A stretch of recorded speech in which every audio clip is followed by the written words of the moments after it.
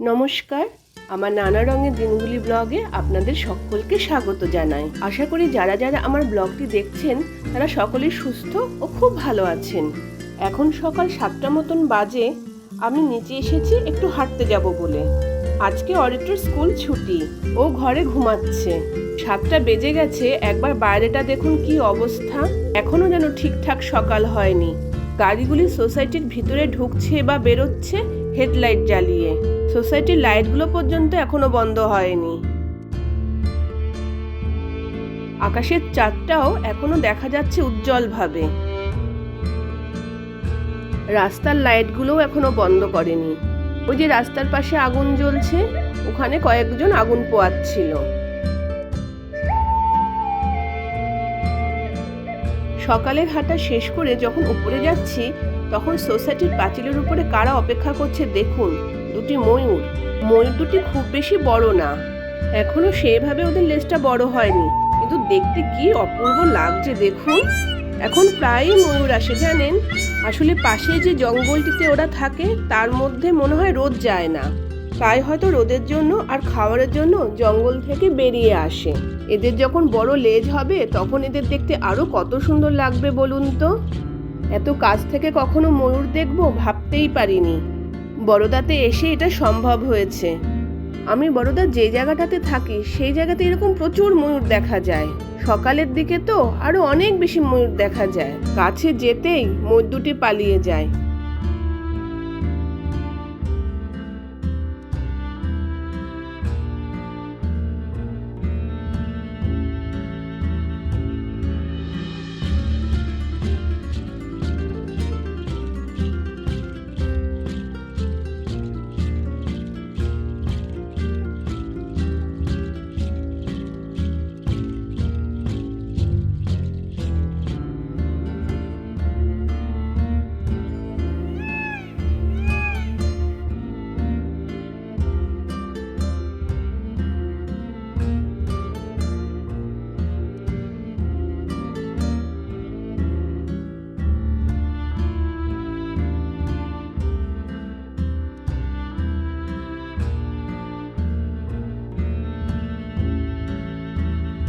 অরিত্র ঘুম থেকে উঠে পড়েছে।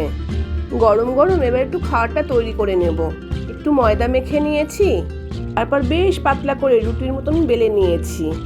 ডিম ফাটিয়ে নিয়ে তার মধ্যে পেঁয়াজ কুচি, বাদাম আর ব্রেড ক্রাম, পরিমাণ মতন লবণ দিয়ে ভালো করে মিশিয়ে নিয়েছি। তারপর রুটির মাঝখানে দিয়ে চারিদিকটা ফোল্ড করে নিয়ে মুখগুলি বন্ধ করে দিয়েছি। তারপর সেইটিকে বেশ অনেকটা তেলে অল্প আঁচে ভালো করে কড়া করে ভেজে নিয়েছি। তারপর গরম গরম আমি আর অরিত্র সেটাকে কাঁচা পেঁয়াজ আর সস দিয়ে খাওয়া শুরু করলাম।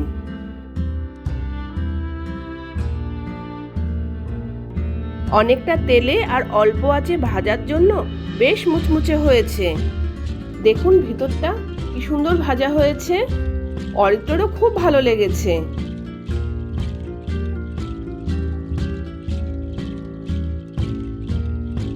সামনেই বেড়াতে যাব তো, ফ্লিপকার্টে তাই একটা ট্রলি অর্ডার করেছিলাম, সেটাই এসেছে।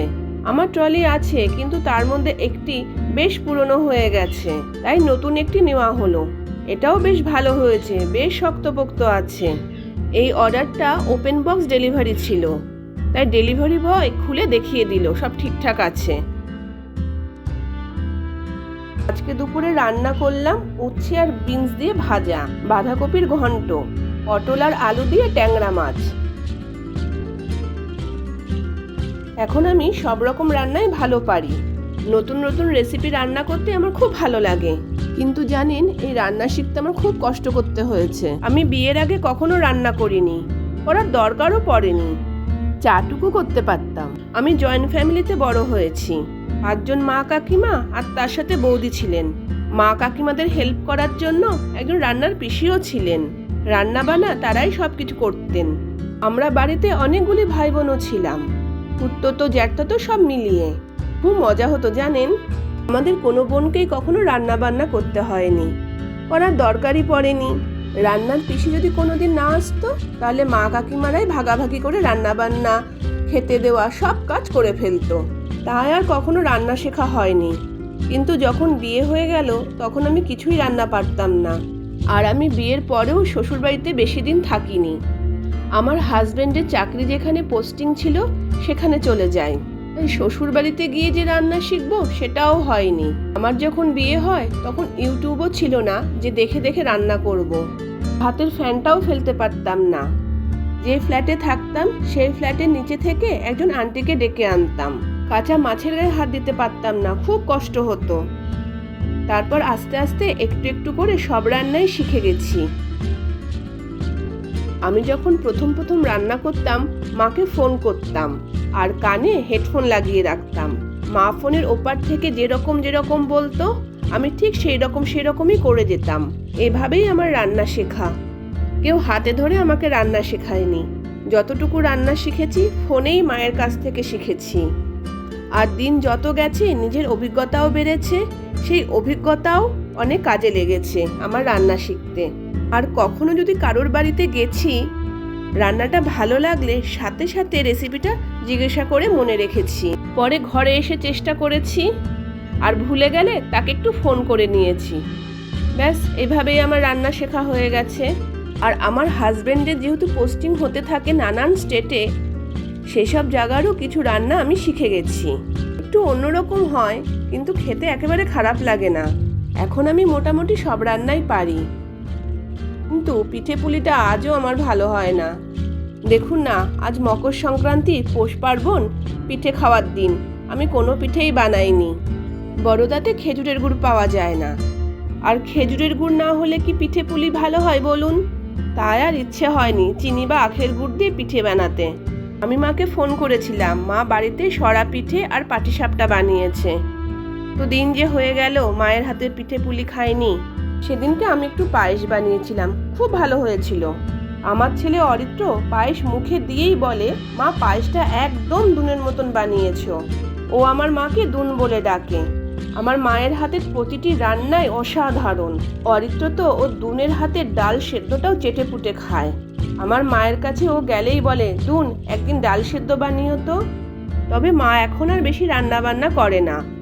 গল্প করতে করতে আমার রান্নাটা হয়ে গেল। হাতে একটু সময় আছে, তাই ভাবলাম একটু কিচেন চিমনির জালিগুলি পরিষ্কার করে নিই। বড় একটা প্লাস্টিক ট্রে আছে, এই প্লাস্টিক ট্রের মধ্যে জালিগুলিকে রেখে খুব ভালো গরম করে রাখা জল ওর উপরে ভালো করে দিয়ে দিচ্ছি। তার সাথে বাসন মাজার লিকুইড সাবানও একটু দিয়ে দিলাম। তারপর গরম জলের মধ্যে একটি ব্রাশ দিয়ে ভালো করে ঘষে ঘষে পরিষ্কার করে তুলে নেব। কি সুন্দর পরিষ্কার হয়েছে দেখুন। দেখছেন জলটা কেমন তেল বেরিয়ে হলুদ হয়ে গেছে। এই খাবারটি দেখুন, এই খাবারটির নাম উন্দিও। এই খাবারটি বরোদাতে সমস্ত গুজরাটিরা মকর সংক্রান্তির দিন খায়। এই উন্দিও খেতে দারুণ টেস্টি হয় জানেন। এই উন্দিও এখানে বড় বড় মিষ্টির দোকানে আজকের দিনে এই একদিনে বিক্রি হয়। যারা ঘরে উন্দিও তৈরি করে ঠিক আছে, আর যারা ঘরে তৈরি করে না তারা দোকান থেকে কিনে নিয়ে আসে। আমরাও কিনে নিয়ে এসেছি। এর মধ্যে শীতে নানান রকম সবজি দেয়া থাকে, আর থাকে বেসনের দুর্দান্ত স্বাদের একরকম বড়া দেওয়া। বড়ার জন্যই যেন তরকারিটির স্বাদ দ্বিগুণ হয়ে যায়। দুপুরের খাওয়া দাওয়ার পরে ছাদে গেছিলাম। কত ঘুড়ি উঠছে আকাশে দেখুন। এখানে মকর সংক্রান্তির দিন প্রচুর ঘুড়ি ওড়ে জানেন। তবে এবার যেন অন্যবারের তুলনায় একটু কম ঘুড়ি উঠছে। এবার যেহেতু ওয়ার্কিং ডেতে মকর সংক্রান্তি পড়েছে, স্কুল ছুটি থাকলেও অফিস কাচারি তো আর ছুটি নেই, সেই জন্য মনে হয় একটু কম ঘুড়ি উঠছে। গত বছর মকর সংক্রান্তি রবিবার পড়েছিল, আকাশে প্রচুর ঘুড়ি উড়েছিল। এবার তুলনামূলক অনেক কম উঠছে। আমরাও ঘুড়ি উড়াতে পারিনি, কারণ অরিত্র বাবার অফিস ছিল, আর আমি আর অরিত্র কেউই ঘুড়ি উড়াতে পারি না। তাই এবছর আর আমাদের ঘুড়ি উড়ানো হলো না। তবে দেখুন অনেকগুলি ঘুড়ি পেয়েছি। কি সুন্দর ঘুড়িগুলি দেখতে। প্রায় 8-9টা ঘুড়ি পেয়েছি। আমার দাদা ছোটবেলায় দারুণ ঘুড়ি ওড়াতো। দাদা যখন ঘুড়ি ওড়াতো আমিও সাথে সাথে থাকতাম। মাঝে মাঝে দাদা আমাকে লাটাইটা দিত সুতো ঝাড়ার জন্য, তাতেই তখন কি আনন্দ হতো। ছাদে কিছু সময় কাটিয়ে নিচে আসি। এখন আবার সাজুগুজু করে একটু বেরোবো। আজকে বিকেলে অরিত্রর স্কুলের মাঠে ফান ফেয়ার আছে, সকলকে টিকিট দিয়েছে, সেখানেই যাচ্ছি। বেশ অনেকটাই দূরে, তাই আর স্কুটি নিয়ে যাব না, অটো বুক করে নিয়েছি, অটো করেই যাব।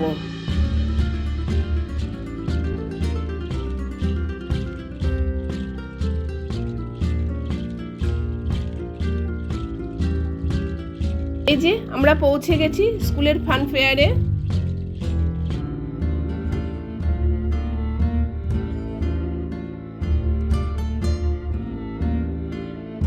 কি ভিড় হয়েছে।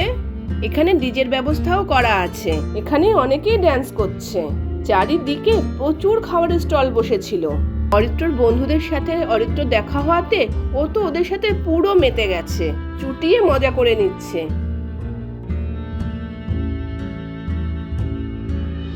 এখানে কিছু জাপানিরাও স্টল দিয়েছে।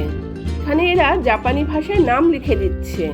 নিজেদের নামটা বলতে হচ্ছে আর জাপানিতে তাদের নাম সে লিখে দিচ্ছে। বিনা পয়সায় না, তার জন্য আবার 100 টাকা দিতে হচ্ছে। লেখাগুলি দেখতে কিন্তু বেশ ভালো লাগছে।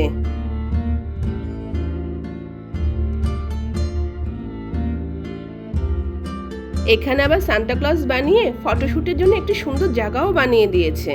ওই যে দেখুন অরিত্রর বন্ধুদের সাথে। আমি একটু দূর থেকে ওকে খেয়াল রাখছি। ভেতরে যা ভিড়, যদি হঠাৎ করে আবার খুঁজে না পাই। আমি দূর থেকে ওকে দেখছিলাম।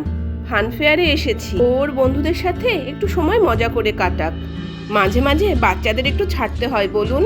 ছোট বাচ্চাদের জন্য নানান রকমের ব্যবস্থা রেখেছে।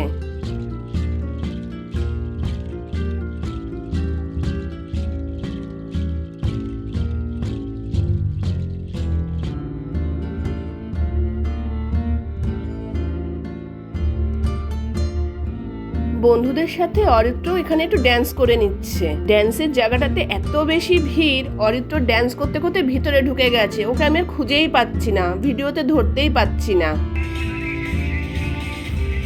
ড্যান্স করে এসে আমি আর অরিত্র একটু খাওয়া দাওয়া করে নিই। প্রথমে নিয়েছিলাম বার্গার আর পরে নেওয়া হয়েছিল মেদুবড়া। এখন প্রোগ্রাম প্রায় শেষের দিকে, তাই সমস্ত বেলুনগুলি উড়িয়ে দিচ্ছে। বেলুনের ভিড়ে আকাশটা কি সুন্দর দেখতে লাগছে দেখুন। আর দেরি করব না, এবার বাড়ি ফিরবো। তোর বাবা অফিস থেকে বাড়ি চলে গেছে। আজ তাহলে সকলের সুস্থতা কামনা করে আমার ব্লগটি এখানেই শেষ করছি। আবার দেখা হবে অন্য কোনো দিন অন্য কোনো নতুন ব্লগে। যারা এখনো পর্যন্ত আমার চ্যানেলটিকে সাবস্ক্রাইব করেননি তারা প্লিজ চ্যানেলটি সাবস্ক্রাইব করে নেবেন। আর ভালো লাগলে তার সাথে একটি লাইকও করে দেবেন। আর কমেন্ট করতে ভুলবেন না যেন। সেই সাথে সকলেই ভালো থাকবেন।